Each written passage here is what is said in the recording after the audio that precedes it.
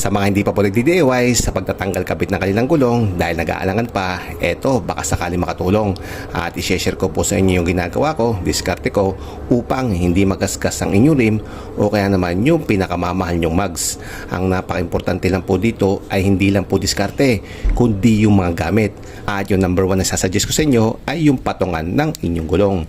Dapat po kasi ay may sapin po siya na foam or goma. Kaya mga pare ko, napaka-importante yan para hindi po magasgas itong ating mugs.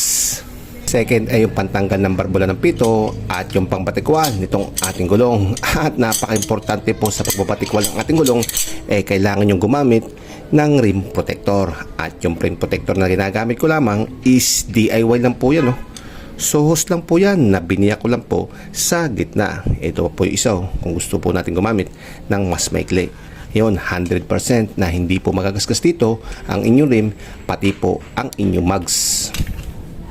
Sa pagkakabit naman ay hindi na po tayo gagamit ito. Basta importante, meron lang po kayong pampadulas. At yung ginagamit ko po ng pampadulas ay itong tire greaser. Ito, nabili lang po natin to ng halos 100 piso mahigit lamang.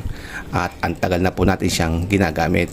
At hindi po kasi ako gumagamit ng langis kasi mas gusto ko po yung tire greaser kasi madalis po itong mawala. Kumbaga saglit lamang ay mawawala na po siya at mabilis pong kakapit itong ating gulong dito sa ating rim.